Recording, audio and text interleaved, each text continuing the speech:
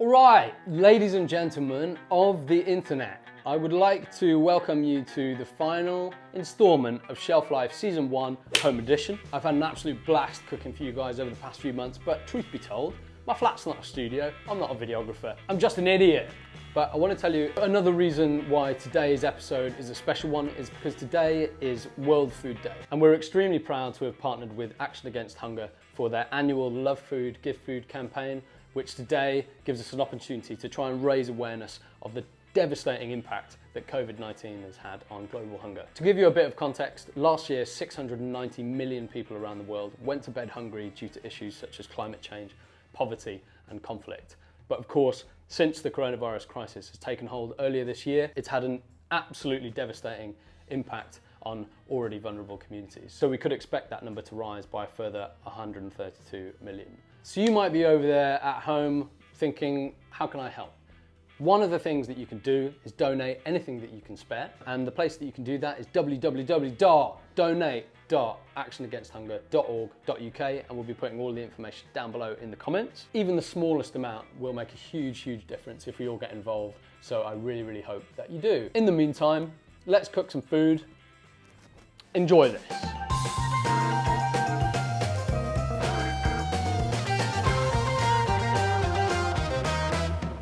Hey! So what we're going to be making today is my variation or an interpretation of osh, which is an Afghani beef noodle soup. The noodles often are fresh pasta, traditionally. It's an amazing recipe that I first read about in Helen Siberi's book, Nosha Jian. Go get it! Yeah, this dish really reminds me of loads of different dishes from across the world. Harira in Morocco, stroganoff that's served with buttered noodles, goulash. Yeah, loads of amazing stuff. So I've got some short ribs here and I'm just gonna season them with a bit of salt. You can season them with pepper if you like to, that'd be fine in this dish. But we're using chili in a couple of different forms. So I'm gonna leave the pepper out here and season it well. If you don't season it well, then your braise isn't going to taste good and you'll regret it basically. Use salt in abundance, okay? The salt that's all over this is going to also season your sauce, so just don't worry too much. I'm going in with some neutral oil. You can use olive oil. People get a bit funny about oil. I ain't funny about it. I'm going to wait for this to get hot. Should have probably had that on earlier, shouldn't I? Classic shelf life. Typical Tom, that is. When you brown short ribs, make sure to do it for a long period of time. And don't get it too hot, because if you get it too hot, your meat's gonna singe. No one wants singed meat. I'm gonna be browning those for about 10 to 15 minutes. So while my short ribs are browning, I'm just gonna sort some spices out. So traditionally in osh, there's always coriander seeds, sometimes paprika, sometimes cumin. I'm gonna follow suit there and keep it quite traditional. We're gonna go with a tablespoon of coriander seed. We're also going in with a tablespoon of cumin seed. Great, one of the most common spices in the world, one of the best, one of the best. We've got a whole cinnamon stick, which I'm gonna be leaving whole and putting in the stew. All I'm gonna do is grind this up.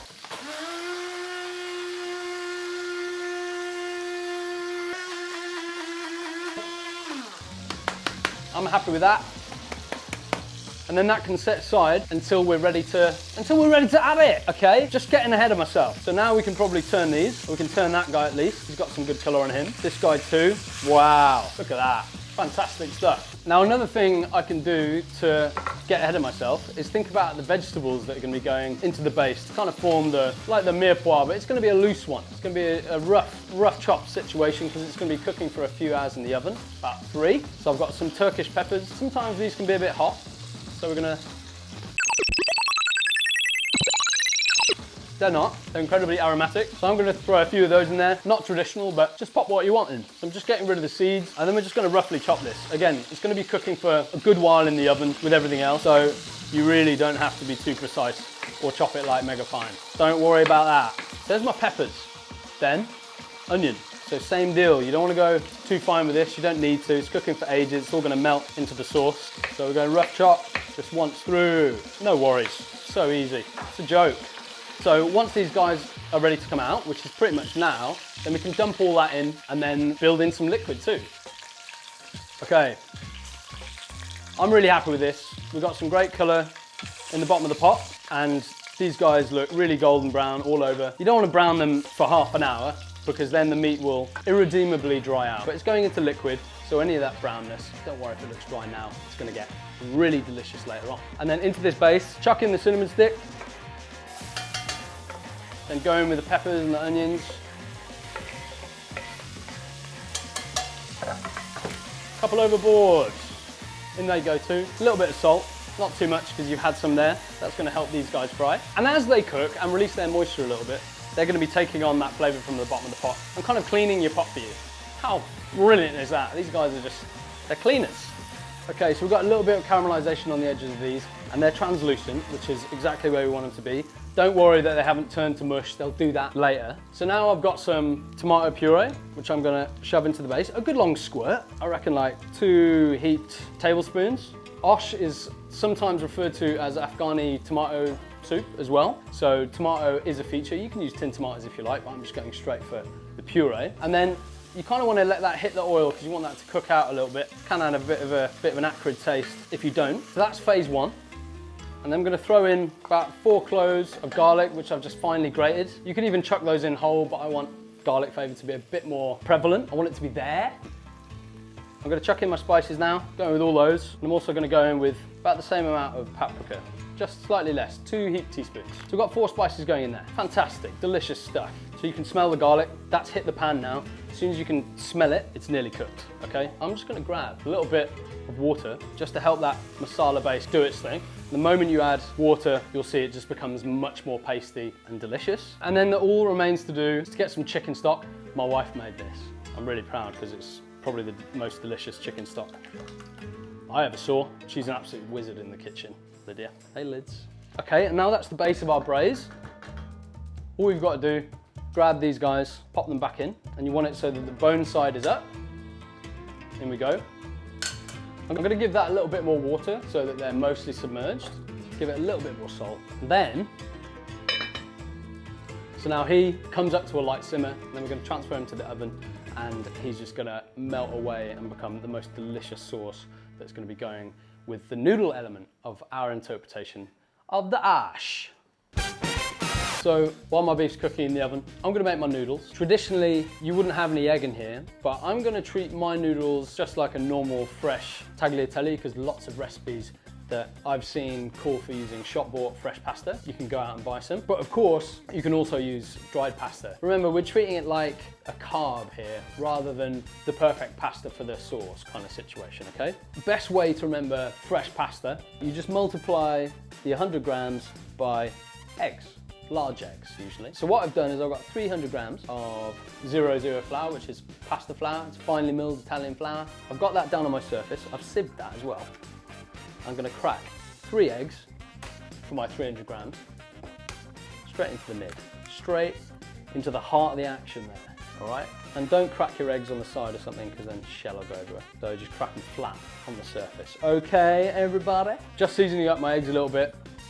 And what you want to do now is just break those yolks, and then you want to start mashing them together. And then once you've created like a cream in the middle that you're happy with, you can start dragging in the sides of the pasta, kind of like you're creating little avalanches all around the side of your volcano. Wow, what a nice analogy. Now we haven't put any oil in here, don't need it. Eggs have got fat in them. And the yolk, they're about 60% fat, I think. Don't quote me on that. Maybe put something here explaining exactly what the ratio is. Yeah, it's a bit of a foolproof method this. Just eggs and good flour. And yeah, you can make noodles. Shout out to Dom Subs, by the way. The editor of Shelf Life, Kian, by the way, big fan of Dom Subs. So I put this on to say thanks to him for dealing with all my nonsense, okay? Alrighty. So it takes a while, we're getting there. As you can see, we're now getting to a place where pasta, well, it's becoming together. The egg and the flour are now coming to like a shaggy mess. And you want to make sure that you collect all of that flour and work it into this mix. I want you to get the pasta and start working it. Now we're going to start kneading it. Remember to gather all of that flour that's not currently incorporated and start working it in. And you want to work this for about at least 10 minutes, but you know, sometimes up to 15, just to make sure you got a really nice, smooth, silky dough. In case anything else happens to the camera, I'm just going to say cut. So the pasta has been resting for a couple of hours in the fridge, and I've just brought it out about half an hour ago. So I'm just going to roll out my pasta now. I'm not promising you I'm going to show you the whole thing because it's going to take ages. So remember, we had 300 grams worth here. We are just gonna dust it with a little bit of flour. Remember, it can have a tendency to stick, so you need to keep everything super floured. And then you want to press it into something that you think you can work with, and then chop it with a clean knife into manageable sections like that. See that?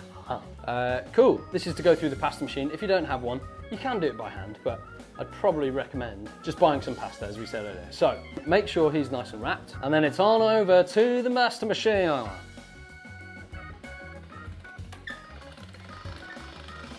Wow, look at that. Oh yeah. Bring him back, fold him. Fold him once, give him a press, and then he's going back through. Remember, he's relaxed, so you want to get him nice and silky again. Oh yeah. And you want to continue in that vein until it's ready, okay? I'm not going to stick around for this bit.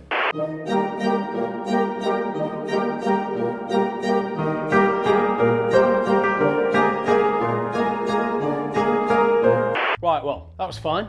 And now all you need to do is you need to get your guys, which are nice and floured, you get them and you want to roll them up like this, and then you want to cut them into your desired shape. I'm going for, what am I going for? Wide tag. Look at that. Look at him. And then you just want to toss them in some flour to ensure they're not sticking together. So there we have it, guys. We made some pasta, pastini. Well done us, eh? That was fun. Cool, now I'm going to sit him, spread them out on a tea towel, let them dry out a little bit before we're ready to boil and dress, and then we get to mange it.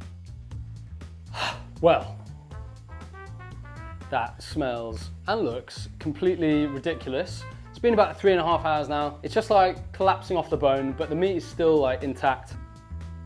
Wow, look at him, there he is. I'll take the bones out, but I'm just gonna pop the meat in this bowl, and I'm gonna shred it back into the sauce when we're ready to serve. So I've got an amazing reduced base, which is going to be tipped all over the noodles. Now we're going to tip in about 150 grams of chickpeas, and the starch from them will continue to loosen that sauce. This is just going to finish cooking now for about 20 minutes. I'm going to pop the lid on, bring it up to a simmer. We'll return the meat into that. So all we need to do now is toast some pine nuts, pick some herbs, boil the pasta, dress it. We're coming for you. My pasta's in. He's going to be what? 2 mins, just dropped him in, give him a bit of a stir, just to ensure he's not sticking. Then over here, I've got a little bit of butter, and into that, I'm gonna chuck in a little bit of turmeric, and a little bit of pulled beaver, that's Turkish pepper flake. That's gonna give the pasta a really lovely hue. Not Hugh Woodward, I meant hue, H-U-E, okay? So you'll see that'll straight away color the butter. That's just ridiculous how these guys doing. Fresh pasta, 2 or 3 minutes, that's all it needs. Into the spice butter, turn that heat off now. Look at that, gang. Oh yeah.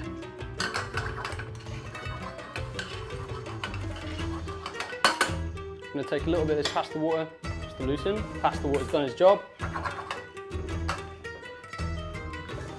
And just give it a final toss. Get it all over your nice t-shirt, and then down he goes into the dish. Absolutely, yeah. A nice spread out, and then we're going to top him with the amazing pieces of beef, all shredded. You want to leave some hunks in there just to remind you what you're eating, and then top him with the amazing sauce. And then for the final flourish, traditionally this would be yogurt, but I'm using sour cream. Just a few dabs of this, which will marble through as you eat it. Some fresh mint, some toasted pine nuts.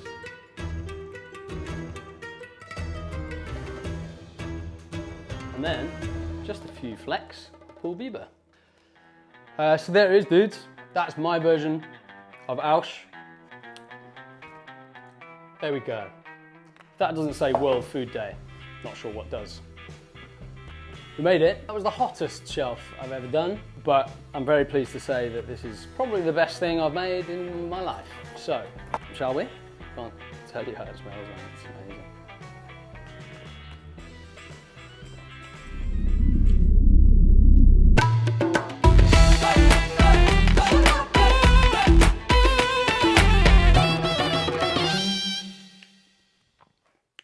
That is so good. Seriously delicious. I'm giving you the recipe as always. Man. Oh, I got it all down. My favorite t-shirt. So that's it, guys. That's a wrap on Shelf Life Season 1 Home Edition. Really, really hope you enjoyed the series, really hope you enjoyed the show. And thank you especially today to Action Against Hunger for allowing us to be part of a brilliant campaign. That's the Love Food, Give Food campaign, which runs annually. But today, on the 16th of October, on World Food Day, we have a brilliant reason to shout about it, to raise awareness of an amazing, amazing cause. If you can donate, and you haven't already, you know what to do. You head to www.donate.actionagainsthunger.org.uk and give anything that you can. We recommend £10 or more. That's what I'm going to be doing. Thank you so much. See you next time, or not, but stay tuned.